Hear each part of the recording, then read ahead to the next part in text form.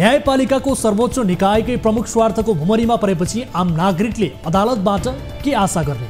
अहिले यो प्रश्न आम नेपालीको मनमा छ। प्रत्येक लोकतान्त्रिक व्यवस्थाका 3 महत्त्वपूर्ण अङ्ग व्यवस्थापिका, कार्यपालिका र न्यायपालिका मध्ये न्यायपालिकाको महत्त्वपूर्ण स्थान हुन्छ। लोकतान्त्रिक व्यवस्थामा संवैधानिक मर्यादाको रक्षा तथा संवैधानिक विकासमा न्यायपालिकाको प्रमुख भूमिका रहन्छ। पारम्परिक रूपमा शासनका 2 अङ्ग व्यवस्थापिका र कार्यपालिकाको स्वेच्छाचारी प्रवृत्ति वा निष्क्रियतामाथि अंकुश लगाउँदै सामान्य नागरिकको मौलिक अधिकारलाई जोगाउनु र उपलब्ध गराउनु न्यायपालिकाको दायित्व नै हो। तर अहिले नेपालको न्यायपालिका सत्ताधारी र पहुँचवालाको स्वार्थको भुमरीमा नराम्ररी रुमलिएको छ। न्यायालय आम नागरिकले अन्तिम ओत पाउने आस्था राख्नुपर्ने, अहिले उल्टै अदालतको निर्णयप्रति नै संशय गर्नुपर्ने परिस्थिति सृजना भएको छ। सर्वोच्च अदालतको नेतृत्व आज सडकको विषय बनेको छ। तर न्यायालयको स्वच्छता र स्वतन्त्रता बचाउन अदालतभित्र र बाहिर सघन बहस चलिरहँदा लोकतन्त्रका अगुवा मानिने राजनैतिक दलका नेता भने तमासै बनेका छन्। कारण स्पष्ट छ, अन्य विषयमा दलहरूबीच विमति भए पनि स्वार्थ सिद्धिका लागि एक मत नै छन्। आफ्नो स्वार्थ अनुसार धुपचुपमा भागभण्डा मिलाएर तैचुप बैचुप प्रवृत्ति राजनीतिक दलका नेताहरूले बारम्बार देखाएकै हुन्। प्रधान न्यायाधीश प्रकरणमा पनि नेताहरूले त्यही रवैया दोहोर्याएका छन्। जबरालाई जोगाउन अहिले सत्तारूढ दलदेखि प्रतिपक्षसम्मको भाका उस्तै छ। कांग्रेस, माओवादी र समाजवादी त जबराको ऋणी जस्तै देखिएका छन्। प्रतिपक्ष एमालेको पनि आफ्नै स्वार्थ छ। अहिले जबरालाई जोगाउन सके आफ्नो सिफारिसमा अख्तियार, निर्वाचन आयोग, मानव अधिकार आयोगदेखि विभिन्न संवैधानिक निकाय पुगेका 52 पदाधिकारी सुरक्षित हुने एमाले अध्यक्ष ओलीले ठानेका छन्। संवैधानिक परिषदका 6 सदस्य मध्ये 3 मात्रै बसेरै संवैधानिक आयोगमा पदाधिकारी सिफारिस गर्न मिल्ने गरी अध्यादेश ल्याउँदा जबराले साथ दिएका थिए। त्यसैले जबराको समर्थनमा ओलीले खुलेरै धारणा राखेका छन्। ओली जस्तै स्पष्ट नबोले पनि सत्तारूढ दल पनि मुख खोलिहाल्ने भन्दा टालटुल गरेरै उम्कने दाउमा छ। सर्वोच्च अदालत सङ्कटमा त्यसै परेको होइन। यो बेथिति र अराजकताको पहाड रातारात बनेको होइन। दलहरूले राजनीतिक स्वार्थका लागि न्यायपालिकालाई गिजोल्दाको परिणाम होइन। न्यायाधीशहरूले पार्टी र नेताहरूको दैलो समाउँदा न्याय निसासिँदै गएको छ। सर्वोच्च अदालत आफूले आफैलाई कसरी न्याय दिन्छ भन्ने प्रश्न उब्जिरहेको समयमा लोकतन्त्रका हिमायतीको बिल्ला भेरेका नेताहरूको मौनतालाई पनि नागरिकले मूल्याङ्कन गर्ने नै छन्। लोकतन्त्रमा सबैभन्दा बलियो नागरिक नै हुन्छन् भन्ने कुरा त नेताजीहरूले नजरअन्दाज गर्नुभएकै छ। नागरिकलाई नजरअन्दाज गर्ने राजा त रहेनन्। अहिलेका यी छोटे राजाहरूको पक्कै केही चल्नेवाला छैन। सत्ताको मातलाई नागरिकले चुनावबाट पत्ता साफ पारेका थुप्रै दृष्टान्त छन्। अहिले न्यायालय गिजोल्ने र न्याय निरूपण नै बन्द हुने परिस्थिति बनाएर चुपचाप बस्नेहरूको सूची जनताले राम्रैसँग बही खातामा राख्नै पर्छ। आफ्नो स्वार्थपूर्तिका लागि तपाईहरूले देखाएको नाटक र नौटङ्की इतिहासले बारम्बार सम्झिरहनेछ। जसरी इतिहासले हिटलर, मुसोलोनीहरू र नेपालकै मनमौजी राणा महाराजाहरूलाई पनि सम्झिएकै छ। जनताले त गैर जिम्मेवार शासक र तिनका हरकत त बिर्सदै बिर्सन्न। हुन त हामी आम नागरिक पनि सामाजिक सञ्जालमा जति चर्को विरोध गरे पनि अन्ततः राम्रो भन्दा हाम्रो मान्छे चुन्ने प्रवृत्तिले नै आज नेताहरूमा यतिसम्मको बदमासी गर्ने हिम्मत र छलकपट गर्ने आँट आएको हो। सत्तामा पुग्ने बित्तिकै सर्वशक्तिमान ठान्ने प्रवृत्ति कहिले हट्ला? बस हामीले क्षणिक र व्यक्तिगत स्वार्थ त्याग्यौँ भने सामाजिक सञ्जालमा होइन, वास्तविक राष्ट्रवाद बन्यौँ भने, भोट हाल्ने बेला को हो भन्दा पनि कस्तो हो भन्ने प्रश्न गर्यौँ भने यसको समाधान निस्किनेछ। होइन भने मैले यता कराएर तपाईहरू सामाजिक सञ्जाल, चिया पसल, भट्टी जतासुकै कराएर पनि केही हुनेवाला छैन। जनताको मन जलिरहन्छ, नेता र पहुँचवालाको मौज चलिरहन्छ। कमसेकम प्रश्न गर्नुहोस् भोट माग्न आउनेलाई र भोट दिँदा आफूलाई पनि।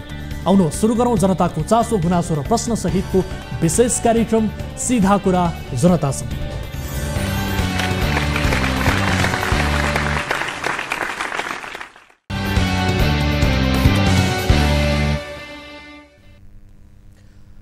ब्रेकपछि स्वागत छ दर्शक महानुभावहरू। कार्यक्रम सीधा कुरा जनतासँगको एउटा अर्को नयाँ श्रृङ्खलामा उपस्थित भइसकेका छौँ।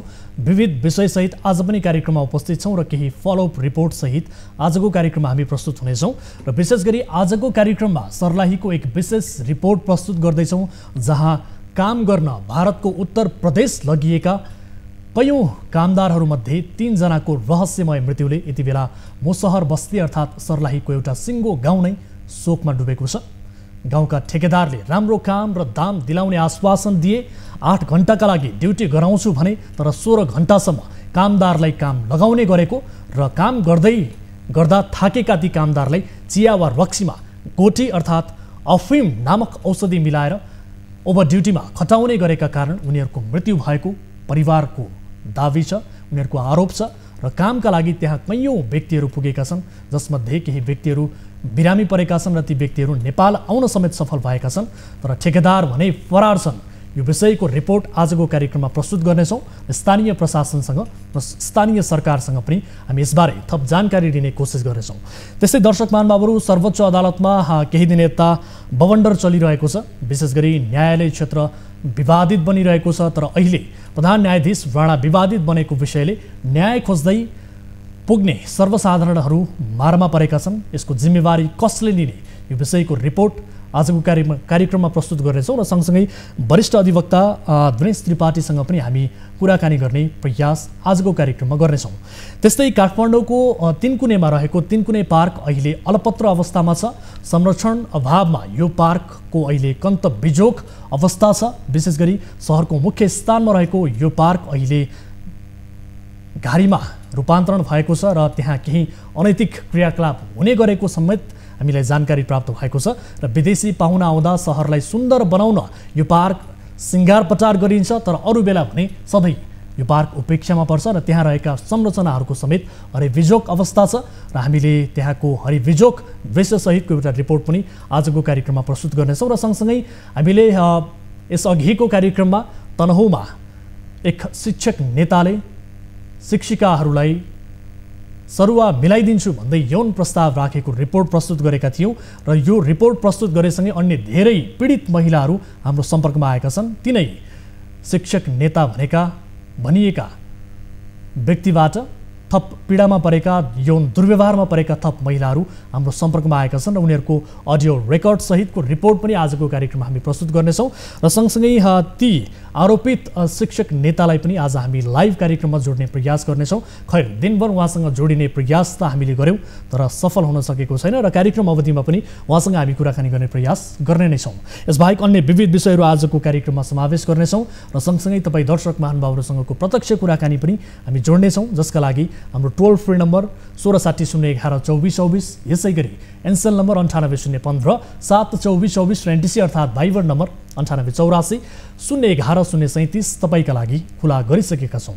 कार्यक्रममा तपाईँले प्रत्यक्ष रूपमा सहभागिता जनाएर आफ्नो गुनासोहरू पनि राख्न सक्नुहुनेछ र कार्यक्रमको सुरुवात गरौँ गाली र तालीबाट। यसअघि हामीले उठाएको विषय थियो सडकमा माग्दैमा राजीनामा दिन भन्दै प्रधान न्यायाधीश चोलेन्द्र शमशेर जबराले न्यायाधीशहरूलाई दिएको जवाफ कस्तो लाग्यो भन्ने प्रश्नमा 33.45% अर्थात् 186 जनाले ठिक लाग्यो भन्दै तालीमा र 66.55% अर्थात् 370 जनाले ठिक लागेन भन्दै गालीमा आफ्नो मत जाहेर गर्नुभएको छ। अर्थात् होइन, नैतिक रूपमा प्रश्न उठेपछि प्रधान न्यायाधीशले राजीनामा दिनै पर्छ भन्ने मत बढी देखिएको छ। अब ताली र गालीका लागि आजको प्रश्न। नेकपा एमाले प्रतिनिधि सभा अवरुद्ध गरिरहँदा सरकार भने संसद अधिवेशन नै अन्त्य गर्नतिर लाग्यो। विवाद समाधान गरेर कानुन निर्माण गर्ने थरोलाई नियमित नगरी जिम्मेवारीबाट पन्छिने सरकारी कदम तपाईँहरूलाई कस्तो लाग्यो? ठिकै हो, अवरुद्ध संसद चलाउन किन आवश्यक भन्नेले तालीमा र होइन, कानुन निर्माण गर्ने थरोलाई सञ्चालन गर्न सरकारले प्रयास नै गरेन भन्नेले गालीमा आफ्नो मत जाहेर गर्नुहोला।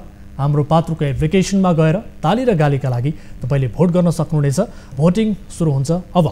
दर्शक महानुभावहरू, अब लागौँ आजको पहिलो विषयतर्फ। यहाँहरू समक्ष प्रस्तुत गर्न चाहन्छु र विशेष गरी यो रिपोर्ट अत्यन्त विशेष रिपोर्ट छ। काम गर्न भारतको उत्तर प्रदेश लगिएका सर्लाहीका 3 जनाको रहस्यमय मृत्युले यति बेला सर्लाहीको एउटा गाउँ नै शोकमा डुबेको छ। भारतमै मृत्यु भए पनि के कारणले मृत्यु भएको हो खुल्न सकेको छैन। ठेकेदारले 8 घण्टा काम गर्नुपर्ने भन्दै भारत लगेकाहरूलाई 13-14 घण्टासम्म काम गराउन लगाए र काम गर्दै थाकिसकेपछि चिया र रक्सीमा अफिम मिलाई सेवन गराउने गर्दा उनीहरूको मृत्यु भएको मृतकसँगै काम गरेकाहरू दाबी गर्छन् र मृतक परिवारका व्यक्तिहरूले पनि दावी गरिरहेका छन्। मृत्यु भएपछि सीमामा ल्याएर शव छाड्दै परिवारलाई खबर गरेर फरार हुने ठेकेदार नै हत्यारा भएको भन्दै परिवारजनले प्रशासनमा उजुरी दिएका छन्। सोही ठेकेदारले काममा लगाएका दर्जनौं कामदार बिरामी समेत परेका छन्। यस्तो अमानवीय र अपराधिक कार्यमा विशेष गरी कार्य गर्दै रोजीरोटीका लागि गएकाहरूलाई मर्ने अवस्थामा पुर्याउने ठेकेदार भने अहिले फरार रहेका छन्। उनी कहाँ छन्, कुन अवस्थामा छन् पत्तो छैन। कहिले कानुनी कटघरामा ल्याइन्छन् र कहिले आफ्नो परिवारका सदस्यहरूको मृत्युको रहस्य खुल्छ। मृतकका आफन्तजनहरू यही प्रश्नको जवाफ यति बेला खोजिरहेका छन् र यो विषयको रिपोर्ट हामी प्रस्तुत गर्न गइरहेका छौँ। र विशेष गरी त्यहाँ 2 दिन अघि मात्रै 6 जना व्यक्तिहरू नेपाल आए, जसमध्ये 3 जनाको शव आएको छ। शव नेपाल आएको छ भने केही व्यक्तिहरू बिरामी परेको अवस्था छ। यस विषयमा थप जानकारी लिनेछौँ र सबैभन्दा पहिले यस घटनासँग सम्बन्धित एउटा रिपोर्ट यहाँहरू समक्ष प्रस्तुत गर्छौँ। सर्लाहीबाट टिभी जर्नलिस्ट अनवर अहमदले पठाएको यो विशेष रिपोर्ट हेर्नुहोस्। सर्लाहीको चन्द्रनगरबाट भारत कमाउन गएका 3 युवकको रहस्यमय मृत्यु भयो। सर्लाहीको चन्द्रनगर गाउँपालिका वडा नम्बर 6 कामत बस्ने गनौरा माझीका 26 वर्षीय छोरा नन्दलाल माझी, महेन्द्र माझीका 35 वर्षीय छोरा जगदीश माझी र सर्लाहीकै ईश्वरपुर नगरपालिका भक्तिपुर बस्ने सुमन भुजेलको मृत्यु भएको हो। वैशाख महिनामै सर्लाहीबाट भारतको उत्तर प्रदेश प्रान्तको फिरोजाबाद स्थित मलेश्वर कोल्ड स्टोरमा काम गर्न गएका उनीहरूको मृत्यु के कारणले भएको हो खुल्न सकेको छैन। गाउँकै ठेकेदार इनर्जित राउत र सुनिल राउतले उनीहरूलाई राम्रो काम र दाम हुन्छ भन्दै भारत पुर्याएका थिए। सोही कम्पनीमा काम गर्ने सर्लाहीकै 7 जना भने बिरामी परेका छन्। अरू केहीको स्वास्थ्यमा पनि समस्या देखिएको छ। ओभर ड्युटी गराउन चिया र रक्सीमा अफिम। काम गर्नका लागि भारत गएकाहरू शारीरिक रूपमा तन्दुरुस्त थिए। स्वास्थ्यमा कुनै समस्या नभएका उनीहरूको परिवारजन बताउँछन्। तन्दुरुस्त आफ्ना छोराको एकाएक मृत्युको खबर पाउँदा परिवारजन मात्र होइन, उनीहरूको गाउँ नै भावविह्वल भएको छ। अचानक के कारणले आफ्नो छोराको मृत्यु भएको हो भने आफूहरूलाई केही थाहा नभएको मृतक नन्दलाल माझीका बुबा गनौरा माझी बताउँछन्। काम गराउन लागेका ठेकेदारले मृत्यु भएको खबर समेत नगरेको उनले बताए। कार्तिक 8 गते मृत्यु भएको उनीहरूको शव सर्लाहीको सीमामा आइसकेपछि मात्र आफन्तहरूलाई खबर गरियो। काम गराउन लगेका ठेकेदारले नै आफ्ना छोराको हत्या गरेको हो कि भन्ने शङ्का लागेपछि उनीहरूले जिल्ला प्रहरी कार्यालय सर्लाहीमा जानकारी गराई पोस्टमार्टम गर्न माग गरेका छन्। बैसाख में ले गए, कई महीना हो गई, 4 महीना कि 5 महीना ठीक, अभी तक किच्छो न रही। अब ये 2 दिन के बाद में कथी हो गई न हो गई हमरा खबरों न कर किच्छो हो ठीक, हम वही लगी। अब खबर न कल कर हमारा दोसर आदमी खबर कैलक, तब वो लाश आन के न पोस्टमार्टम न किछो की आन के धऽ दिल। तो हम कहली ना एना ना होती, बगैर पोस्टमार्टम के केना हम अथी कर दी थी। हम कहली ना पोस्टमार्टम करा के तब ओकर कोई बात होते। अर्का मृतक जगदीश माझीका बुबा महेन्द्र माझी पनि ठेकेदारले नै केही गडबड गरेको आशंका गर्छन्। 12-14 घण्टाको कामले पनि सन्तुष्ट नभएका ठेकेदारले थप काम निकाल्नका लागि आफ्ना छोराहरूलाई अफिम सेवन गराई काम गराउने गरिएको उनको आरोप छ। गोटी खियाबित रहली उनी के काम गरेको लागि अपनी को ओभर ड्यूटी खटे पड़ित रहे। 12-3 बजे 4 बजे छुट्टी दी दली सवेरे से खटी तड़ी कटला के बाद में चाह मिलबे आ दारू पिए से तूफान से हमर काम करते करते अखनी की भेल न भेल एकदम ऐसे बेसी न कर सकी। अभी ठेकेदार सब जो लेके ललो सब काम करावे से सब कहाँ उ सब भाग गेलै, गाँव में न है। कालू पंचायती भेली रात में तैयार न अलै, दोस्रो को जिम्मेवार लेके गेल रहली बा। काम गराउनका लागि आफूहरूलाई जनावर सरह राख्ने गरेको र काम गराउनका लागि ठेकेदारले चियामा अफिम हालेर खुवाउने गरेको सोही कम्पनीमा काम गर्ने अर्का कामदार बताउँछन्। भारतमा काम गर्ने जगदीश माझीका भाइ सञ्जय माझीले काम गर्दा गर्दै थाकिसकेपछि चिया र रक्सीमा अफिम मिलाई आफूहरूलाई सेवन गराउने गरेको बताए। तो कहीं सब चाय में गोटी मिला के धर थके लगी तरह तो हमको पता न चले इस तरह। अब कहीं कथी में न मिला तो हमको खाना है। अब हमने काम करके थका कर रही, अब हमने चाय पीत रही तो हमने एक छीन में हम सब डरे लगी रही अपने मने हमने के देह में किसी ने बुझाइत रही। हम सब कहते पामर है। अब किछो डर कोई हमरा नहीं मतलब खीरा सब अब गोटी धरू चाहे किछो धरू हमनी के मालूम न है। अब हम सब चाह पीत रही है तो हमनी सबके देह में पावर आ जाते रहे तो हमनी सब दौड़े लगे है ना। घटना 8 गते रातिको हो। काम गरेर थाकिसकेपछि थप काम गराउन ठेकेदारले नियमित प्रक्रिया चाहिँ त्यो दिन पनि रक्सी मगाए। रक्सी आइसकेपछि सँगै काम गर्न गएका सबैजनाले रक्सी सेवन गरे। केहीले कम त केहीले बढी। रक्सी सेवन गरेको 2 घण्टा नबित्दै बढी पिउनेहरूको घटनास्थलमै मृत्यु भयो भने बाँकी बिरामी भयो। रक्सी खाएर मृत्यु भएपछि मृतक 3 जना सहित बिरामी सबैलाई कोल्ड स्टोरेजका मालिकले गाडी बोलाएर भगाए। उता घटना भए लगत्तै काम गराउन लगेका स्थानीय ठेकेदार पनि फरार भयो। फालिएको रक्सी खाएर 2 कुकुरको समेत मृत्यु भएको त्यति बेला घटनास्थलमै रहेका प्रत्यक्षदर्शी अर्का कामदार बताउँछन्। काम करके लिए थोड़ा थकैला के बाद दारू मंगला पियला दिल की ठीक रहा। पीला के बाद पलटी उल्टी करे लगला। पलटी उल्टी कैला के बाद कुत्ता पलटी खा लगी ना तो कुत्ता मर गया। 2 कुत्ता आदमी मरला के बाद कभी से मालिक सबे को घर भेज दो। तो घर भेजला के बाद तब अथी खिला के बेटा डाले ना फिर उन्हें से उन्हें भाग ली। वो ऑफिस में वाले 4-5 पे भर्ती हुई। सर्लाहीबाट भारत काम गर्ने र त्यही मृत्यु भएर घर ल्याइएका मृतकहरूको पोस्टमार्टम गर्न मृतकका परिवारले माग गरेका छन्। सर्लाही जिल्ला अस्पताल मलङ्गुवामा पोस्टमार्टम भइरहेको जानकारी जिल्ला प्रहरी कार्यालय सर्लाहीका डीएसपी माधव प्रसाद बुढाथोकीले जानकारी दिएका छन्। मृतक 3 जना मध्ये भक्तिपुरका सुमन भुजेलको अन्तिम संस्कार भइसकेको छ। एकै गाउँका 2 जनाको मृत्युले सिङ्गो मुसहर बस्ती नै शोकमग्न भएको छ। दर्शक महानुभावहरू, अत्यन्त दुःखद घटना अनि रहस्यमय घटना रहेको छ र यस विषयमा थप कुराकानी गर्नका लागि यति बेला हामीले जोडेका छौँ सर्लाहीका प्रमुख जिल्ला अधिकारी बाबुराम खतिवडा हाम्रो सम्पर्कमा हुनुहुन्छ। सिडिओ साहब, यहाँलाई स्वागत छ कार्यक्रम सीधा कुरा जनतासँगमा। धन्यवाद। कार्यक्रम जनतासँग सीधा कुरा जनतासँग। हजुर, अब यो सर्लाहीको चन्द्रनगरबाट कमाउनका लागि र काम गर्नका लागि भनेर भारतको उत्तर प्रदेश गएका 3 जनाको रहस्यमय मृत्यु भयो। यस घटनाको विषयमा छानबिन गर्नका लागि परिवारले उजुरी समेत गरेको छ प्रशासनमा। यसको अनुसन्धान के हुँदैछ सर? यो घटनाको वास्तविकता के पत्ता लाग्यो अहिलेसम्म? मैले पाएको जानकारी अनुसार 3 जना मध्ये 1 जनाको उतै पोस्टमार्टम भारतमै पोस्टमार्टम गरेर भारतमै दाह संस्कार गरिएको र 2वटा शव नेपाल ल्याइएको भन्ने मैले आज दिउँसो 4 बजे जानकारी प्राप्त गरेको हुँ। र यो विषयमा प्रहरीले 2 शवको पोस्टमार्टमका लागि अस्पताल पठाएको सम्म मलाई जानकारी छ। पोस्टमार्टम पछि यदि पीडितको निवेदन परेको छ भने प्रहरीले छानबिन अनुसन्धान गर्छ।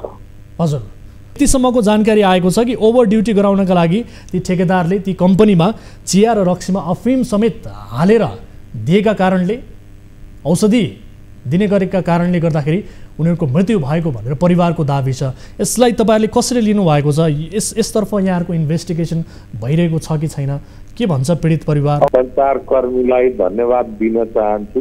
हजुर, तपाईँले जति जानकारी अहिले मसँग प्रस्तुत गर्नुभएको छ, हजुर, ती जानकारी र तथ्यहरूको विषयसहित पीडितले डायरीमा उल्लेख गरेर दिएको छ भने अथवा नदिएको भए पनि प्रहरीले यो मतलब अन्य देशको विदेशको भूमिमा भएको मृत्युको विषयलाई एकदमै संवेदनशील भएर अनुसन्धान गर्छ। त्यसमा शङ्का मान्नुपर्ने कुरा केही छैन। तपाईँले दिएको जानकारीहरू परीक्षणको क्रममा अनुसन्धानको क्रममा प्रमाणित हुँदै गयो भने दोषीमाथि कारबाही पनि हुन्छ। सिडिओ साहब, यतिसम्मको जानकारी छ कि पीडित परिवारले बताएअनुसार, मृतकको परिवारले बताएअनुसार ती ठेकेदारले सिधै लगेर पोस्टमार्टम नगरिकन सिधै दाह संस्कार गर्नका लागि दबाब दिए पनि तर पीडित परिवारले पोस्टमार्टम हुनैपर्छ, यो मृत्यु एकदमै रहस्यमय छ, के कारणले मृत्यु भयो यसको पत्ता लाग्नैपर्छ भन्ने हिसाबले पोस्टमार्टमका लागि माग गरेको बुझिन्छ। यो जानकारी पनि प्राप्त भएको छ। पीडितको माग सरकारको तर्फबाट स्थानीय प्रशासनले सम्बोधन गरेको छ र तपाईले दिएको तथ्यमै अलिकति विरोधाभासपूर्ण तथ्य मैले अहिले सुन्दै गर्दा महसुस गरेँ। बोर्डरमा ल्याएर सब छोडेर ठेकदार फरार भयो भनेर अघिल्लो प्रश्नमा तपाईले नै भन्नु। हजुर सिडिओ साहब यस्तो रहेछ, यो ठेकेदारको गिरोह केही ती कामदारसँगै गएका। मेरो कुरा हजुर त्यसो भन्नुभयो र अहिले दोस्रो प्रश्नमा के भन्नुभयो भने पोस्टमा सिधै सद्गत गर्नको लागि दबाब दियो भन्नुभयो। ठिक छ, म यसलाई क्लियर पारिदिन्छु, मेरो प्रश्न क्लियर पारिदिन्छु। विशेष गरी ती ठेकेदारका गिरोह छ, निकै ठुलो गिरोह छ, उनीहरूले यसअघि पनि त्यो मुसहर बस्तीबाट यसरी नै युवाहरूलाई काममा लगाउने गरेको, ठुलै सङ्ख्यामा त्यहाँबाट लग्ने गरेको भन्ने किसिमको जानकारी प्राप्त भएको छ। केही गिरोह त्यही सर्लाहीमै र केही भने ती कामदारसँग भारतमै गएर काम गरिरहेको स्थितिबारे पनि जानकारी प्राप्त भयो र जो नेपालमा रहेका छन् उनीहरूले तिनीहरूको परिवारलाई चाहिँ दबाब दिएको भन्ने किसिमको जानकारीसम्म हामीलाई प्राप्त भएको छ। अब यस्तो यी सबै जानकारीहरूको विषयमा भनेको सम्पूर्ण पक्षलाई प्रहरीले ज्यादै हाम्रो नेपाल प्रहरी अनुसन्धानमा अब्बल छ, यो कुरा सञ्चारकर्मीहरूलाई पनि जानकारी छ। धेरै संवेदनशील घटनाहरूको पनि सफल अनुसन्धान गर्न नेपाल प्रहरी सक्षम भएको छ र यो केसमा पनि सम्पूर्ण पक्षबाट सम्पूर्ण एङ्गलबाट चाहिँ प्रहरीले अनुसन्धान गर्छ। मैले यति प्रतिबद्धता जनाउन सक्दछु। बाँकी तपाईँले यहाँ प्रस्तुत गरेका तथ्यहरू अनुसन्धानले, हाम्रो अनुसन्धान पद्धतिले अनुसन्धान गर्ने नै हुँदा यसमा मैले थप केही कुरा भन्नुपर्ने आवश्यकता देख्दिनँ।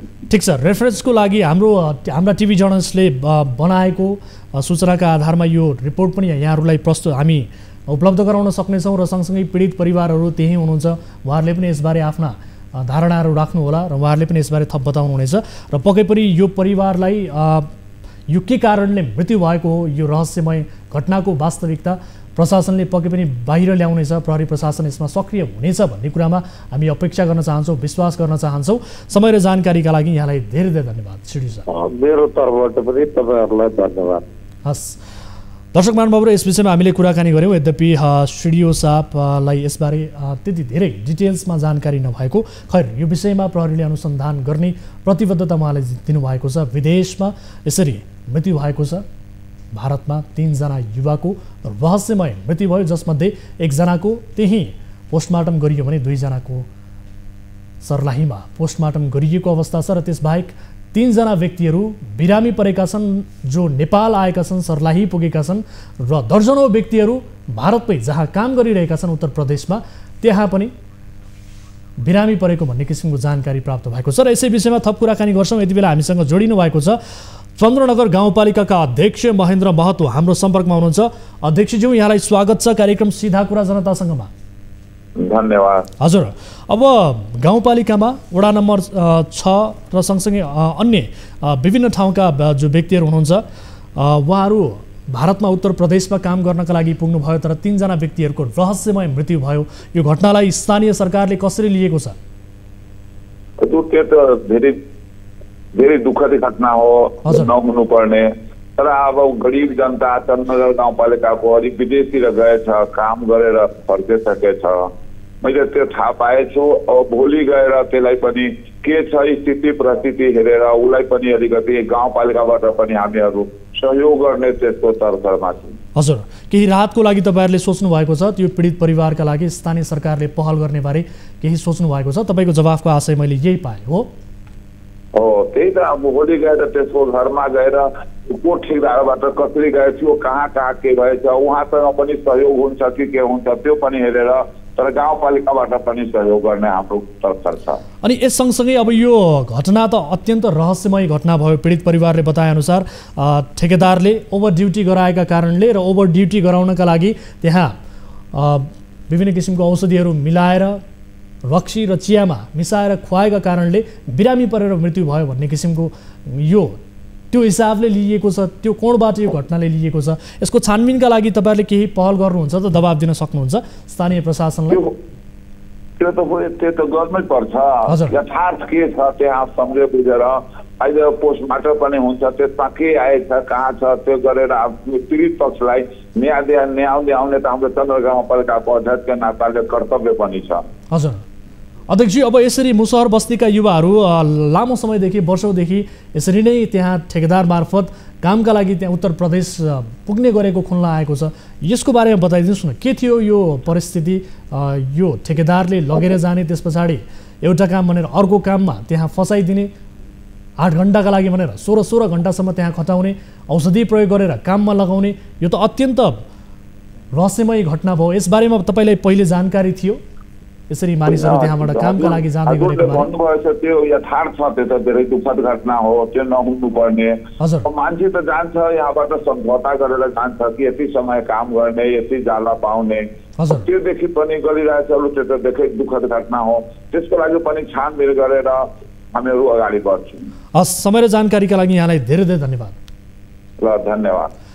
दर्शक महानुभावहरू, गाउँपालिका अध्यक्षज्यूसँग पनि हामीले कुराकानी गऱ्यौँ र उहाँले बताएअनुसार आफूहरू भेटघाट गर्ने पीडित परिवारलाई र केही राहतको व्यवस्थाका लागि पहल गर्ने समेत उहाँले बताउनु भएको छ। यद्यपि यो घटना के कारणले भयो, के कारणले ती व्यक्तिहरूको मृत्यु भयो, यो घटनाको वास्तविकता बाहिर आउनु जरुरी छ। स्थानीय प्रशासनसँग पनि हामीले कुराकानी गरेका छौँ र यस विषयलाई हामी फलोअप पक्कै पनि गर्नेछौँ। यद्यपि पोस्टमार्टमका लागि अहिले शवहरू राखिएको बारे जानकारी प्राप्त भएको छ। पोस्टमार्टम रिपोर्टले पनि धेरै कुराहरू बताउने नै छ र सिङ्गो गाउँ मुसहर बस्ती यति बेला शोकमा डुबेको छ यो घटनाले। दर्शक महानुभावहरू, यस विषयलाई हामी फलोअप गर्नेछौँ। अब अर्को विषयतर्फ यहाँहरूको ध्यानाकर्षण गराउन चाहन्छु। सर्वोच्च अदालतमा केही दिन यता बवन्डर छ। प्रधान न्यायाधीश चोलेन्द्र शमशेर राणाले न्यायिक आचरण विपरीत काम गरेको भन्दै सर्वोच्चकै उनका अरू सहकर्मी न्यायाधीशहरूले आपत्ति मात्र जनाएनन्, राजीनामा नै मागेका छन्। प्रधान न्यायाधीश राणाले तोकेको इजलास नै उनीहरूले बहिष्कार गरिदिएका छन्। न्यायपालिकामा न्यायाधीशहरूले कुनै कारण देखाएर अमुक न्यायाधीशसँग बेन्च सेयर गर्दिन भन्नु सामान्य नै हो, तर यसरी न्यायाधीशहरूले प्रधान न्यायाधीशले तोकेको इजलास नै बहिष्कार गर्नु न्यायपालिकामा भएको विद्रोह नै हो। टिभी जर्नलिस्ट जगन्नाथ दुलालले तयार पारेको यो विशेष रिपोर्ट हेर्नुहोस्। चोलेन्द्र शमशेरको राजीनामा माग्दै सर्वोच्चमा विद्रोह। विवादित ट्र्याक रेकर्ड हुँदाहुँदै पनि सर्वोच्च अदालतको बागडोर सम्हाल्न पाउने भाग्यमानी मानिन्छन् चोलेन्द्र शमशेर राणा। जुवालाई बौद्धिक खेल भन्दै उनले गरेको फैसला होस् वा आफ्नै पत्नीको हत्या गरी प्रमाण नष्ट गर्न मकवानपुरको टिस्टुङ लगेर शव आगो लगाउने, सशस्त्र प्रहरीका तत्कालीन डिआइजी रञ्जन कोइरालाई उन्मुक्ति दिने फैसला राणा विवादमा तानी नै रहे। प्रश्न उठे पनि राणाको कुर्सी कहिल्यै डगमगाएन। तर बढ्दो महत्वाकांक्षा र आचरण विपरीतको कामले अहिले भने राणा न्यायपालिकाभित्रै घेराबन्दीमा छन्। नेपालको न्यायिक इतिहासमै उनी यस्ता प्रधान न्यायाधीश भएका छन् जो कार्यपालिका र संवैधानिक आयोगहरूमा भाग लिएको बदनामी सहित आफ्नो पद जोगाउन अन्तिम प्रयास गरिरहेका छन्। नेपाल बार एसोसिएसन सर्वोच्च बार न्यायाधीशहरूको फोरमले मात्र होइन, सर्वोच्चकै 14 न्यायाधीशले राणाको राजीनामा मागिरहेका छन्।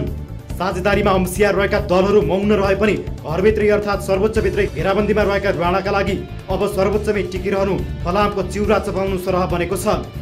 न्यायपालिकाभित्रको विवादको मारमा सेवाग्राही संविधानले सङ्कटकालीन अवस्थामा समेत संवैधानिक उपचारको हक र बन्दी प्रत्यक्षीकरणको उपचार प्राप्त गर्ने हक हुने व्यवस्था गरेको छ। यसको मतलब सङ्कटकालको समयमा समेत यी अधिकार खारेज हुँदैनन्। बन्दी प्रत्यक्षीकरणको मुद्दा जस्तो सुकै अवस्थामा पनि सुनवाई गर्ने गरिन्छ। तर केही दिन यता सर्वोच्च अदालतमा देखिएको विवादले बन्दी प्रत्यक्षीकरणका मुद्दामा समेत सुनवाई अवरुद्ध छ। प्रधान न्यायाधीश राणाको राजीनामा माग्दै न्यायाधीशले इजलास बहिष्कार गर्दै बन्दी प्रत्यक्षीकरणका मुद्दा समेत हेरिरहेका छैनन्। कार्तिक 7 देखि सर्वोच्च अदालतका 14 जना न्यायाधीशले बेन्च बहिष्कार गरिरहेका छन्, तर राणाले बेन्च भने तोकिरहेका छन्। बेन्च तोक्ने र बहिष्कारको उपक्रम जारी छ। न्यायपालिकाभित्र देखिएको विवादको मारमा भने न्यायको खोजीमा रहेका सयौं सर्वसाधारण परिरहेका छन्। न्याय निरूपण र अदालत सञ्चालन गर्नु प्रधान न्यायाधीशको जिम्मेवारी हो, तर प्रधान न्यायाधीश राणा अदालत सञ्चालन गर्न असक्षम देखिएका छन्। केही दिन यता लगातार न्यायाधीशहरूले बेन्च बहिष्कार गरिरहँदा राणा निरीह बनेका छन्। नागरिकको न्याय पाउने संवैधानिक हक खोसिने सेवाग्राहीलाई मर्कामा पार्ने अवस्थाको जिम्मेवार को? प्रधान न्यायाधीश राणाले यसको जिम्मेवारी लिनुपर्ने विद्रोहमा उत्रिएका न्यायाधीशहरू बताउँछन्। सर्वोच्चमा भद्रगोल, शुतुरमुर्गले जस्तै टाउको लुगाउँदै राजनैतिक दल। प्रधान न्यायाधीशले आचरण विपरीतको काम गरेकै हो भने उनले अब न्यायपालिकाबाट विदा लिनै पर्छ। तर विद्रोहका नाममा अरू न्यायाधीशले पनि सेवाग्राहीलाई पीडा नपर्ने विकल्प दिनुपर्छ। राणाले राजीनामा नदिने र दलहरूले महाअभियोगको प्रक्रिया अघि नबढाउने हो भने सर्वोच्चमा देखिएको विवादले कहिले निकास पाउँछ? टुङ्गो छैन। न्याय पाउने नागरिकको हक खोसिने अवस्था बनिरहँदा निकास कसले दिने? कि न्यायपालिकामा यस्तै भद्रगोल बनाइरहने? नागरिकहरू, सरकार र राजनैतिक दलहरूतर्फ फर्किएर यस्तै प्रश्न गरिरहेका छन्।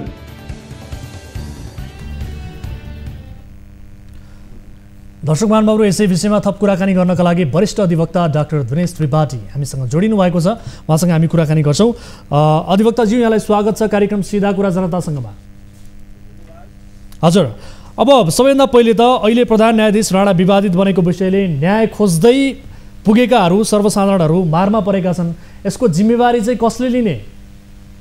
यसको जिम्मेवारी त प्रधान न्यायाधीशले नै लिनु पर्यो। हजुर, किनकि उहाँको यो गैर न्यायिक आचरणले गर्दाखेरि गैर न्यायिक आचरण पनि श्रृङ्खलाबद्ध गैर न्यायिक आचरण, श्रृङ्खलाबद्ध ढङ्गले गरिएको गैर संवैधानिक आचरण उहाँको तरङ्गताले गर्दाखेरि अब न्यायपालिका एउटा क्राइसिसको पोइन्टमा अर्थात् सङ्कटग्रस्त हुनु पुगेको छ। पहिला न्यायपालिकामा समस्या मात्रै थियो, अहिले चाहिँ न्यायपालिका सङ्कटमा परेको छ। त्यसकारण मित्रहरूले प्रश्न सोध्छन् कि यो पहिलोचोटि यस किसिमको समस्या आएको हो त? म के भन्छु भने पहिला चाहिँ समस्या थियो, अहिले चाहिँ क्राइसिसको अर्थात् बोइलिङ पोइन्टमा पुगिसकेको छ। त्यसकारण के हो भने उहाँको असक्षमताले गर्दाखेरि, किनभने उहाँले आफ्ना सहकर्मीहरूको समेत विश्वास हासिल गर्न सक्नु भएको छैन। किनभने उहाँले जुन जुडिसियल मिसकन्डक्ट उहाँले प्रदर्शित गर्नुभयो, खराब न्यायिक आचरण प्रस्तुत गर्नुभयो, जसको परिणाम के छ भने बाँकी न्यायाधीशहरू, आज सर्वोच्च अदालतका अलमोस्ट सबै न्यायाधीशहरू आज उहाँसँग सहकारी गर्न तयार छैनन्, उहाँसँग बेन्च सेयर गर्न तयार छैनन्। यो डिफिसिट अफ ट्रस्टको अवस्था छ।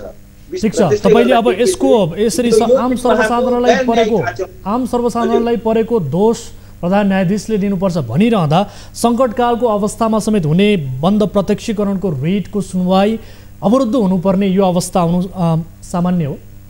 होइन, यो बन्दी प्रत्यक्षीकरण के कुनै पनि अरू पनि सामान्य मुद्दाको सुनवाई चाहिँ के छ भने रोकिनु, यो चाहिँ एउटा असाधारण सङ्कटको स्थिति हो। तर के हो भने अब एउटा कुरा म के पनि निवेदन गर्न चाहन्छु। मलाई धेरै मित्रहरूले यो प्रश्न राख्नुभयो, तर म के भन्छु भने न्यायपालिका विश्वसनीय हुन सकेको छैन। न्यायपालिकाले खालि फैसला गरेर मात्र हुँदैन। फैसलाधीश न्यायाधीश भन्छौँ नि हामी, न्यायाधीश भनेको चाहिँ के छ भने त्यसले फैसला मात्रै गर्दैन, त्यसले जस्टिसलाई इन्स्योर गर्छ, न्याय सुनिश्चित गर्छ। हरेक फैसलाले न्यायलाई सुनिश्चित गर्नु पर्यो। तर यहाँ के भएको छ भने फैसलाहरू चाहिँ भएका छन्, फैसला गर्दाखेरि चाहिँ के छ भने लेनदेन भएको छ, बेन्चमा सेटिङ हुने गरेको छ। वास्तवमा यो पहिलोचोटि न्यायपालिकामा सेटिङ भन्ने शब्दलाई भित्राउने उहाँ हो। यो मैले भनिरहेको छैन, उहाँ आफैले नियुक्त बनाएको समितिले बोलेको छ। बिचौलिया तन्त्रलाई उहाँले संस्थागत गर्नुभयो, यो मैले भनेको होइन। यो उहाँले सर्वोच्च अदालतको न्यायाधीशकै संयोजकत्वमा बनेको समितिले भनेको छ। न्यायपालिकामा व्यापक भ्रष्टाचार, बिचौलिया तन्त्र र सेटिङलाई संस्थागत गर्ने श्रेय उहाँलाई जान्छ। त्यसमा म एउटा कुरा के भन्छु भने खालि यो फैसला मात्र गराएर हुँदैन। पहिलो कुरा त के छ भने न्यायिक संस्थाको चाहिँ पवित्रता स्थापित हुनु पर्यो, यसको विश्वसनीयता स्थापित हुनु पर्यो। साँच्चीकै त्यहाँ जस्टिस हुन्छ, जस्टिस गर्ने वातावरण छ, सेटिङमा त्यहाँ चाहिँ के छ भने न्यायको किनबेच हुँदैन। त्यो कुरा चाहिँ इन्स्योर नगरिकन खालि के छ भने फैसला मात्रै गराएर त्यसले कुनै चाहिँ पर्पज चाहिँ सर्भ गर्दैन। किनभने हेर्नुहोस्, स्टेटको या त्यसमा पनि न्यायपालिकाको सबैभन्दा ठुलो सेन्ट्रल रोल भनेको के हो भने न्यायलाई चाहिँ सुनिश्चित गर्नु हो। न्याय भनेको चाहिँ इट्स नन नेगोसिएबल, यसमा कुनै सम्झौता हुन सक्दैन। आकाशै खसे पनि न्याय चाहिँ हुनै पर्छ। त्यसकारण के हो भने अब न्यायिक उहाँको नेतृत्वमा के भएको छ भने नागरिकको न्याय पाउने अधिकार चाहिँ अपहरित भएको छ, न्याय पाउने कुरा अनिश्चित भएको छ। त्यसलाई चाहिँ के छ भने कमोडिटी भनेको चाहिँ के छ भने यसलाई चाहिँ के छ भने खरिद बिक्रीको चाहिँ वस्तु बनाइएको छ, जबकि चाहिँ के छ भने यसको र एउटा न्यायिक पवित्रता चाहिँ नष्ट भएको छ। न्यायपालिका ठिक छ। अब प्रधान न्यायाधीशमाथि त प्रश्न उठ्यो रे, ल ठिक छ, तर विद्रोहका नाममा अरू न्यायाधीशले पनि यो बेन्च बहिष्कार गर्न मिल्छ त? प्रश्न उठ्यो रे, ठिक छ। यसमा यस्तो छ, अब ती बेन्च बहिष्कार गर्ने सबै न्यायाधीशहरूलाई चाहिँ म क्लिन चिट दिन चाहन्न। कतिपय कस्ता छन् न्यायपालिकामा पनि त्यो प्रेम बहादुर आले र किशन श्रेष्ठको जुन प्रवृत्ति छ त्यहाँ न्यायपालिकामा पनि छ। किशन श्रेष्ठको जुन प्रवृत्ति भनेपछि मान्छेले बुझ्छ, त्यो प्रवृत्ति त्यहाँ पनि देखियो। किनभने के हुन्छ भने अब बाँकी हिजोसम्म जो उहाँको सेटिङमा काम गर्थे ती न्यायाधीशहरूले पनि विद्रोह गरेको चाहिँ त्यो के हो भने त्यो फेरि आत्मरक्षाको अर्को रणनीति हो। किनभने अब चोलेन्द्र शमशेरको जहाज अब डुब्दैछ, कोही अब चाहिँ के छ भने जहाज डुब्न थालेपछि उहाँहरूले चाहिँ के हो भने त्यो सिङ्किङ सिपबाट डुब्न लागेको जहाजबाट हाम फालेको। त्यसमा म जान चाहन्न, त्यसमा सबका सब चाहिँ दुधले धोएको पनि छैन। तर लार्जली के हो भने अब उहाँको नेतृत्व चाहिँ के छ भने असफल भइसकेको छ। यो चाहिँ के हो भने खालि हामी लयरहरूले लिगल कम्युनिटीले बाहिरबाट बोल्दाखेरिको एउटा कुरा थियो, तर अब के हो भने उहाँले त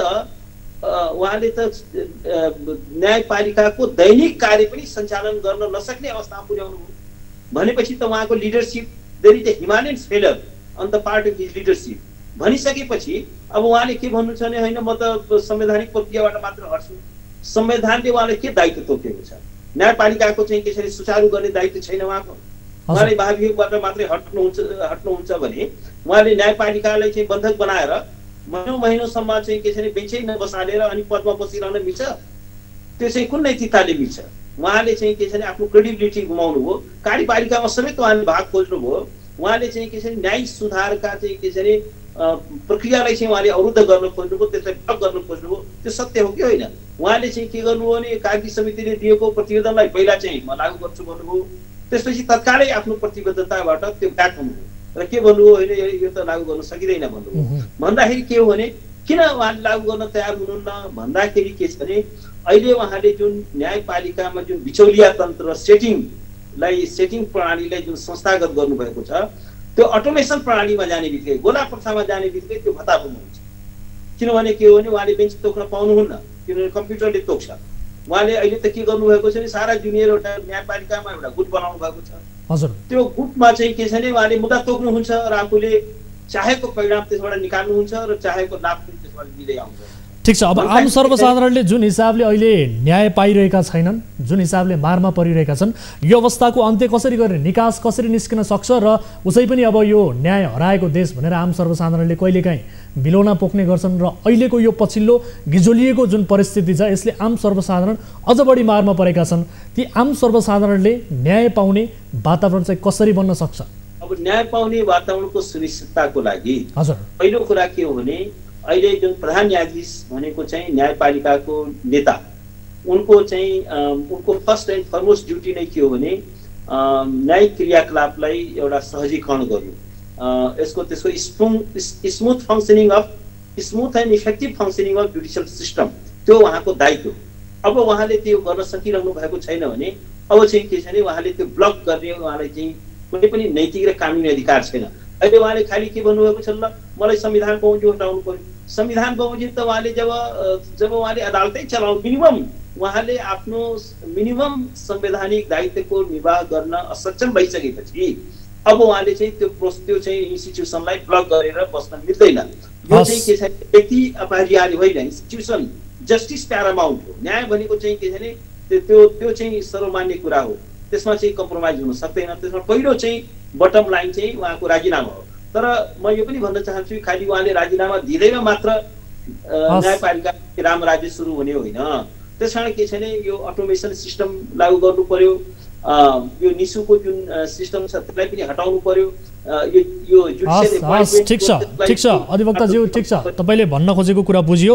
समय र जानकारीका लागि यहाँलाई धेरै धेरै धन्यवाद। थ्याङ्क यू सो मच, मलाई निम्त्याउनु आफ्नो विचार राख्ने मौका दिनुभयो, धेरै धन्यवाद। हस् दर्शक महानुभावहरू, अहिले पछिल्लो समय न्यायालयमा देखिएको विवाद र प्रधान न्यायाधीश भाडाको विवादका कारणले गर्दाखेरि आम सर्वसाधारणहरू जो न्यायका लागि अदालतसम्म पुग्छन् उहाँहरूको काम बनिरहेको छैन र न्याय नपाउने स्थिति बनिरहेको छ र आम सर्वसाधारणको न्यायको सुनिश्चितताका लागि के गर्न सकिन्छ भन्ने उद्देश्यले हामीले यो कुराकानी र रिपोर्ट पनि प्रसारण गऱ्यौँ र कार्यक्रममा अन्य विविध रिपोर्टहरू बाँकी नै छन्। पालो भएको छ छोटो ब्रेकको। लाइफबोय हात धुने समयका साथमा लाइफबोय।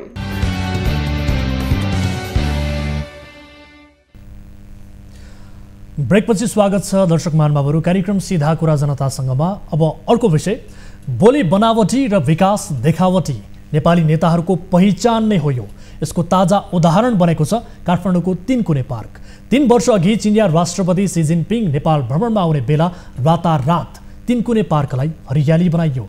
तर अहिले संरक्षण अभावमा उक्त पार्कको कन्तबिजोग बनेको छ। सहरको मुख्य स्थानमा रहेको उक्त पार्क अहिले घारीमा रूपान्तरण भएको छ। विदेशी पाहुना आउँदा सहरलाई सुन्दर बनाउनु र देशको छवि राम्रो देखाउनु सकारात्मक मान्न सकिएला, तर त्यसको संरक्षण नहुँदा भने बाँदरको हातमा नरियोल भन्ने उखान चरितार्थ हुन पुग्छ। तीनकुने पार्क अहिले त्यस्तै अवस्थामा छ। पार्क संरक्षणको मुख्य जिम्मेवार काठमाडौँ महानगरपालिकाले बेवास्ता गर्दा पार्कको बेहाल भएको छ। टिभी जर्नलिस्ट उपेन्द्र शाहीले तयार पारेको यो रिपोर्ट हेर्नुहोस्। सुरुवातमा यो दृश्य एकैछिन हेर्नुहोस् त।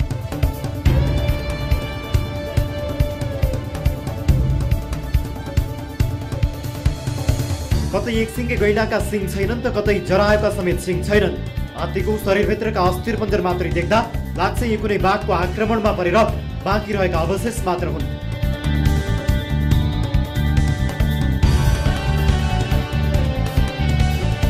तर नेपालीमा एउटा उखान निकै चर्चित छ, त्यो हो बाँदरको हातमा नरियोल। अहिले छेउछाउ पोखरले भरिएको डम्पिङ साइट जस्तै देखिने काठमाडौँको तीनकुने पार्कले यही नेपाली उखानलाई चरितार्थ गर्छ। वरिपरि फराकिला र व्यस्त सडक अनि ठुला ठुला बिल्डिङ, बीचमा पर्ने जमिनले कहिले पार्कको रूप पाउँछ त कहिले मोटरसाइकल र कार सिक्नेको भेट रहन्छ। वर्षायाममा हिलो अनि हिउँदमा धुलोले भित्र पसिन सक्नुहुन्छ। अहिले सुक्खा थारीले भरिएको यस पार्कभित्र अनैतिक क्रियाकलापको धन्दा नै चल्ने गरेको छ। अर्थात् यौन व्यापार गर्नेहरूका लागि समेत पूर्व अवस्थामा रहेको यो पार्क उर्वर बन्न थालेको छ। तीनकुने कोटेश्वरको पार्कभित्रको खाली जग्गामा पलाएर सुकेका अग्ला घाँस र बगैँचाका सजावटको लागि पार्कको छेउ सिरामङ्गलतर्फ सडक किनारमा राखिएका सिमेन्टको हात्ती, गैंडा, जरायो जस्ता चित्रहरू फुटेर भिजोग अवस्थामा छन्। तर यसको संरक्षण र सम्वर्धनमा न त काठमाडौँ महानगरले नै चासो दिएको छ, न त सरकारवाला निकायको नै ध्यान पुगेको छ। यहाँ विभिन्न सभा सम्मेलन गोष्ठीहरू हुन्छ। त्यो गोष्ठीमा आउँदा यहाँ 4-5 करोड रुपियाँ खर्च गरेर कहिले टिनले छाइन्छ यो वरिपरि, कहिले होल्डिङ बोर्डले छाइन्छ, कहिले यहाँ दुबोहरू लागेको छ, दुबोको हाल यस्तो छ। अनि पार्क बनाउने भने त पार्कमा एउटा रुख छैन। हेर्नुहोस् यहाँ अनियमितता काम हुन्छ अनि व्यक्तिलाई रुवाइरहेको छ। यो झारहरू चाहिँ होइन हजुर सम्झिनु मन लाग्दैन। अब सम्झियो भने अब बगैँचाको अस्तित्वै हराउँछ। अब यहाँ मान्छे आएर के गर्नु, अब भन्नु त यो झारमा बगैँचाको नाम दिने, तर झार छ, झारमा के गर्ने। भिआइपी आउँदा श्रृङ्गार पटार, अरू बेला लाभ हान्छ सरकार। नेपालको एकमात्रै अन्तर्राष्ट्रिय विमानस्थल त्रिभुवन विमानस्थल हुँदै देशको प्रमुख शासकीय केन्द्र सिंहदरबार छिर्ने यही बाटो प्रयोग गरिन्छ। कैयौं देशी विदेशी भिआइपी र भिभिआइपी को सवारी हुने बाटो पनि यही हो। विभिन्न मुलुकका राष्ट्र र सरकार प्रमुख भ्रमणमा आउँदा लाज ढाक्नकै लागि सरकार कहिल्यै यो जग्गालाई जस्ता पाताले घेरबार गर्छ त कहिल्यै रातारात दुबो र बोट बिरुवा रोपेर चिटिक्क बनाउने गरेको छ। जब सम्मेलन बैठकहरू सकिन्छन् त्यसपछि पार्क पुरानै स्वरूपमा फर्किन्छ, अर्थात् पूर्व अवस्थामा। राज्यको करोडौं लगानी बालुवामा पानी। सरकारले लामो समयदेखि सिंगारेर लाभ छोप्नको लागि राज्यको करोडौं लगानी बालुवामा पानी भएको छ। तर दीर्घकालीन समाधानका लागि राज्यले गम्भीर भएर सोच्न सकेको छैन। नसुल्झिने दीर्घरोग बन्यो मुआब्जा विवाद। बेगमसम्म 2031 सालमा श्रीपाजको सरकारले पञ्चायत स्मारक बनाउने भनेर जग्गा अधिग्रहण गरेको थियो। त्यतिखेर सरकारले 4000 प्रति आना तोकेर मुआब्जा वितरण गर्ने भने पनि चलन चल्तीमा आनाको 80,000 रहेकोले स्थानीयले अवरोध गरे र उक्त योजनाले मूर्त रूप पाउन सकेन। त्यसपछि कति सरकार आए, कति सरकार गए, तर उक्त जग्गा विवादको स्थायी समाधान कुनै पनि सरकारले गर्न सकेनन्। 2052 सालमा नेकपा एमालेको 9 महिने सरकारका भूमि सुधार मन्त्री राधाकृष्ण मैनालीले लागत पट्टा गरी सबै जग्गा सरकार र सडक विभागको नाममा दर्ता भयो। तर जग्गा धनीले सर्वोच्चमा मुद्दा हालेपछि 2057 साल वैशाख 22 गते सर्वोच्च अदालतले मुआब्जा बिना जग्गाको लागत कट्टा नगर्न आदेश दियो। त्यसपछि मुआब्जा विवाद झनै पेचिलो बन्दै गयो। चलन चल्ती राज्यले दिन सक्दैन भने अब राज्यको यहाँको राज्यको चाहिँ नेपाल सरकारको मूल्याङ्कन यहाँ चाहिँ तपाईँको 40 लाख छ। 40 लाखले जनतालाई मर्का पर्छ होइन। अब राज्यको चलन चल्तीको मूल्य 1.5 करोड छ, राज्यले दिन मर्का पर्ला। 1.5 करोड पनि भएन, 40 लाख पनि भएन। त्यसको दुईटैको पैसाको औसत मिलाएर होइन कम्बाइन गरेर कति पैसा हुन्छ त 80 लाख 90 लाख पर आना त्यसरी दियो भने समस्या समाधान तुरुन्त हुन्छ। यहाँ धेरै पैसाको खेल छैन। 2059 साल असार 32 गते आनाको 3,20,000 दिने भनी सहमति भए पनि कार्यान्वयन भएन। 2065 सालमा मानहानि मुद्दा परेपछि मुख्य सचिवलाई नै विरुद्ध बनाइ परेको मुद्दामा सर्वोच्चले 7 दिनभित्र मुआवजा तिर्न आदेश जारी गर्यो। सोही बखत करिब 21 रोपनी जग्गाको महानगरले 10 करोड 80 लाख मुआवजा वितरण गर्यो। तर 25 रोपनी जग्गाधनीले 6 वर्षपछि जग्गाको पुनर्मूल्याङ्कन गर्नुपर्ने माग राख्दै मुआवजा लिन मानेनन्। त्यसपश्चात विभिन्न सरकारले समिति बनाउने निर्णय गर्ने गरे पनि जग्गाको मुआवजा वितरणको समाधान हुन सकेको छैन। दर्शक महानुभावहरु, यस विषयमा थप कुराकानी गर्छौं। यति बेला हाम्रो टेलिफोन सम्पर्कमा जोडिनु भएको छ काठमाडौँ महानगरपालिकाका प्रवक्ता ईश्वरमान डङ्गोल हाम्रो सम्पर्कमा हुनुहुन्छ। प्रवक्ताज्यू, यहाँलाई स्वागत छ कार्यक्रम सीधा कुरा जनतासँगमा। धन्यवाद। हजुर, अब भिआइपी आउँदाखेरि बडो गजबले करोडौं रुपैयाँ खर्च गरेर सिंगार पटार गर्ने, तर अरू बेला चाहिँ त्यस्ता संरचनाहरूलाई लात हान्ने सर, यस्तो पनि हुन्छ? हजुरले त्यो तीन कुनेको विषयमा एक्ज्याक्टली मैले तीन कुने पार्कको विषयमा कुराकानी गरिरहेको छु, जो भिआइपी आउँदाखेरि जहिले पनि सिंगार पटार हुन्छ, तर अरू बेला भने उपेक्षाको एउटा पात्र बन्छ सर त्यो संरचना। यसमा चाहिँ यस्तो छ, अब नेपाल सरकारले जुन चाहिँ पार्क बनाउने भनेर अधिकरण गर्यो र केही 40% जति मुआवजा बुझेको देखिन्छ। हजुर। र 60% जति मुआवजा अझ वितरण गर्न बाँकी नै छ होइन। हजुर। अब महानगरपालिकाको कार्य भनेको त्यहाँ पार्क बनाउने भनेर हामीले त्यो योजना हामीमा छौँ र अब अन्तर्राष्ट्रिय होइन यो एयरपोर्ट इन्टरनेसनल एयरपोर्टसँगै त्यो नाकैमा जोडिएको त्यो चाहिँ तीन कुने छ, त्यसलाई चाहिँ महानगरले पार्क बनाउने भन्ने कुरा हो। अब यसको चाहिँ छिनोफानो चाहिँ के भन्दाखेरि नेपाल सरकारले त्यो मुआवजाको छिनोफानो नेपाल सरकारले गरिदिनुपर्छ।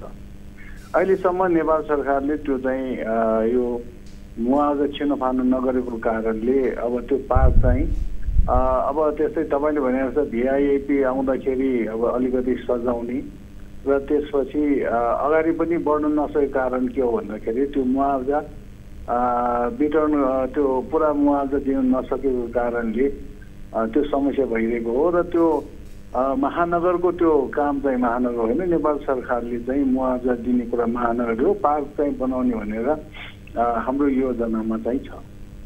भनेपछि अब यो मुआवजाको विवाद त कहिले पनि नसुल्झिने एउटा दीर्घ रोग चाहिँ बन्यो नि। यसको विवादका लागि के किसिमको पहल भइरहेको छ, तपाईँहरूले के पहल गरिरहनु भएको छ, यसबारे बताइदिनुहोस् न। कहाँ पुग्यो यो विवाद समाधान? हामीले नेपाल सरकार होइन केन्द्रीय सरकारसँग सङ्घीय सरकारसँग हामीले अनुरोध गरेका छौँ कि यो मुआवजा चाहिँ, किनभने मुआवजाको मूल्याङ्कनदेखि लिएर सबै गर्ने त नेपाल सरकारकै काम त हो। हजुर। होइन, अब महानगरको यति हो कि महानगरले त्यो पार्क छुट्याएको ठाउँमा महानगरले पार्क बनाइदिने भनेर त्यो एउटा मास्टर प्लान बनाएको छौँ हामीले। हजुर। अब त्यो मुआवजाको छिनोफानो नभएको कारणले त्यो अड्किएर बसेको छ। सर, भिआइपी आउँदा त्यहाँ बनेका संरचनाहरूको अवस्था अरू बेला हेर्ने हो भने लठीभद्र अवस्था छ। अहिले त्यहाँ जति पनि करोडौं रकम खर्च गरेर बनाइएका संरचना छन्, ती संरचनाको अवस्था कन्त बिजोग छ, यतिसम्म कि त्यहाँ घारीमा परिणत भएको छ त्यो पार्क। र सँगसँगै अर्को कुरा भनेको त्यहाँ अनैतिक खालका क्रियाकलापहरू पनि हुने गरेको बारे आम सर्वसाधारणले जानकारी दिएका छन्। यसतर्फ तपाईँहरूको ध्यान पुगेको छ कि छैन सर?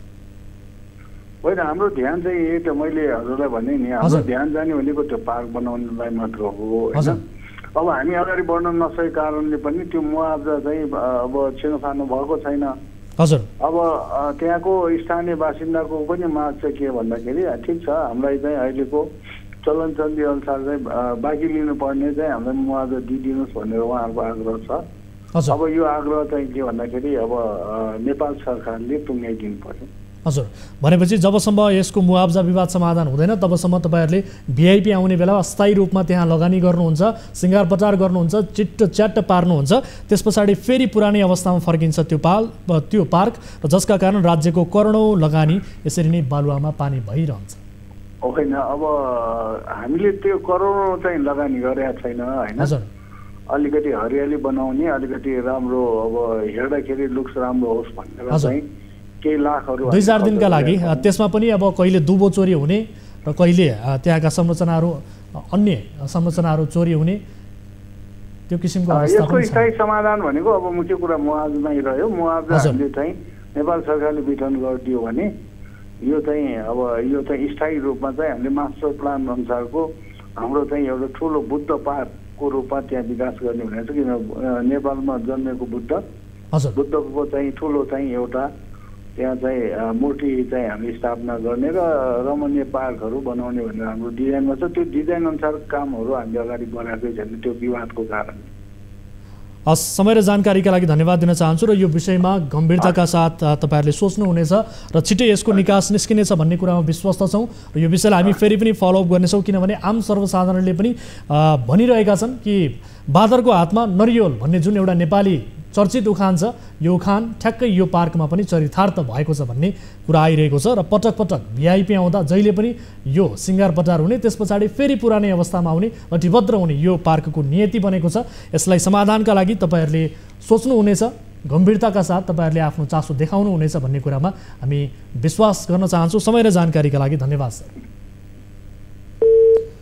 दर्शक महानुभावहरू, यस विषयमा हामीले कुराकानी गऱ्यौँ र विशेष गरी हरेक वर्ष जब भिआइपीहरूको आगमन हुन्छ त्यति बेला यो पार्कले आफू सिँगारिने चिटिक्क हुने अवसर पाउँछ। त्यस पछाडि भने पुरानै कुरूप हुने अवस्थामा जुन दृश्य त्यहाँ रहेका संरचनाहरूको दृश्य हामीले रिपोर्ट मार्फत पनि देखाएका छौँ। यसबाट पनि सहजै रूपमा यहाँहरूले अनुमान लगाइसक्नु भएको छ र कतिपय अवस्थामा हामी आम सर्वसाधारण पनि आफै यस्ता संरचनाहरूलाई जोगाउनका लागि जिम्मेवार छैनौँ कि भन्ने किसिमको देखिन्छ भने, किनभने कहिलेकाहीँ दुबो चोरी हुने र कहिलेकाहीँ यस्ता संरचनाहरू गएर भत्काइदिने यस किसिमका अवस्थाहरू पनि आम सर्वसाधारणबाट हुँदै आएका छन्। त्यसका लागि सुरक्षा संयन्त्र बलियो बनाउनु पर्ने, प्रहरीले घेरा दिनुपर्ने पार्कमा दुबो चोरी हुन्छ भनेर यस्ता किसिमका अवस्थाहरू पनि नआएका होइनन्। यसतर्फ आम सर्वसाधारणले पनि आफ्ना मुलुकमा भएका संरचनाहरूलाई कसरी जोगाउन सकिन्छ भन्नेतर्फ र त्यसको संरक्षणमा आम सर्वसाधारण पनि कसरी लाग्न सकिन्छ भन्नेतर्फ ध्यान दिन अत्यन्त जरुरी छ भन्दै